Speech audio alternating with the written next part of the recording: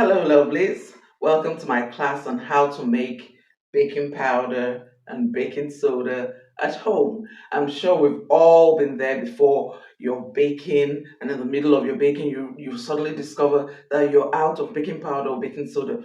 So, what are you going to do? I'm going to teach you an easy way to always make sure you never run out of baking powder or baking soda at home. Let's delve in.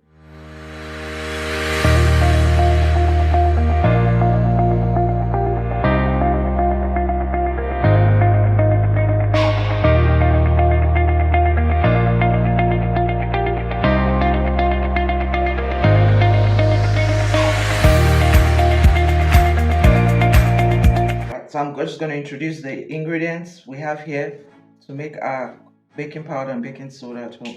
So now we have some corn flour here. We have baking soda, and we have cream of tartar, also known as tartaric acid, cream of tartar, and then we have white vinegar. So between all these ingredients, we're going to make our baking soda and baking powder. Right, so I have my quarter teaspoon here, and I have my half teaspoon here. So to make baking powder, like a teaspoon of baking powder, and you must make sure you have these three ingredients at home. Okay, so you measure a quarter teaspoon. This is a quarter teaspoon, and I'm going to level it up with the back of the other. So that's a quarter teaspoon of baking soda. I'm also going to measure a quarter teaspoon of corn flour. Okay, so I'm going to level it up again. Don't use heaping teaspoons, level teaspoons. Too much of that went off. Okay, so we're going to level. Okay, so we have a quarter teaspoon of corn flour, and the essence of corn flour is to prevent the caking up, because this combination tends to kick up. Now we're going to use a half teaspoon of tartaric acid, a half teaspoon of cream of tartar or tartaric acid. Okay, so that's a half teaspoon. We're going to mix that, and this mix, we're going to mix it all together. And this mix is 1 teaspoon of baking powder. You can also make a quantity down at home.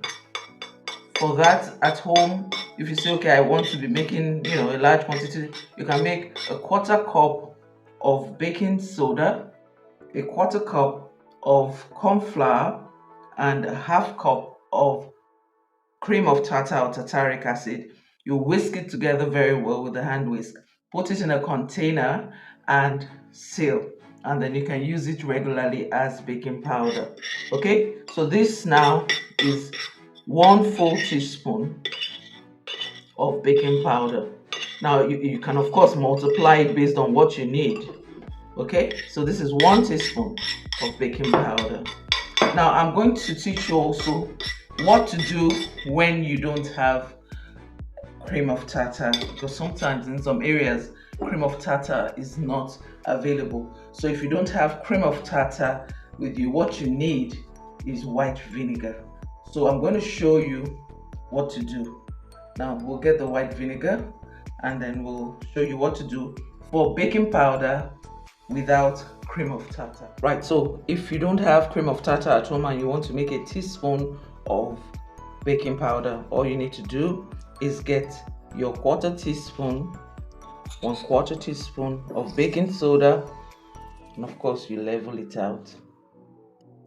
So at a level teaspoon of baking soda, you have that here, and then you have your white vinegar, 1 teaspoon of white vinegar.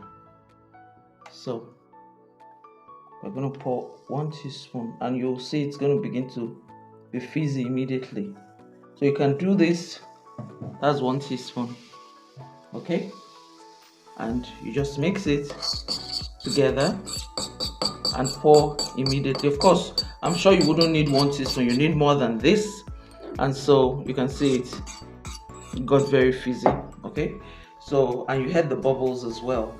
So you can do this, multiply the quantity you need, and you have baking powder. The effect of baking powder is going to be the same, and mix it in at the end of your mixing. Okay, because now it's not powder anymore, it's liquid. So you mix it in at the end of your mixture when you after you're folding in, after you folded in, and make sure it's well spread out in your baking. And of course, bake immediately, because baking soda is single acting. Okay, so that is how to make baking powder at home, either with um, baking soda, corn flour, and tartaric acid or cream of tartar, or just baking soda and white vinegar. Okay, you can also do the same thing with lemon juice, but with lemon juice it will be 2 teaspoons and not one.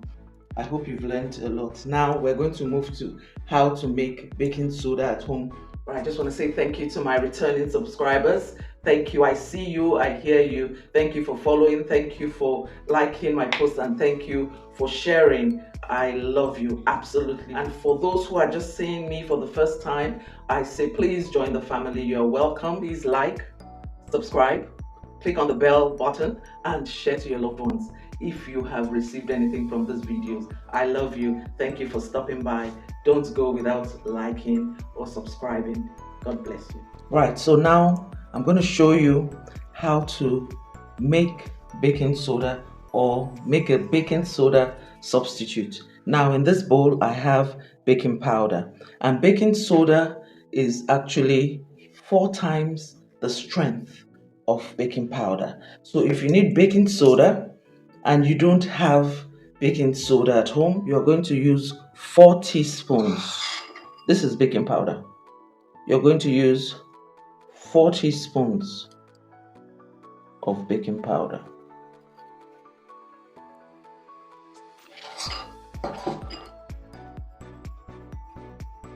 So that's 1, 2, okay, 3, and 4. So if you have a recipe that calls for 1 teaspoon of baking soda and you don't have, you can use 4 teaspoons of baking powder and you can go on with your recipe. Okay, my next video will be showing the difference between baking powder and baking soda, but you can know it off the top of your head now that baking soda is 4 times the strength of baking powder. You can make yours at home.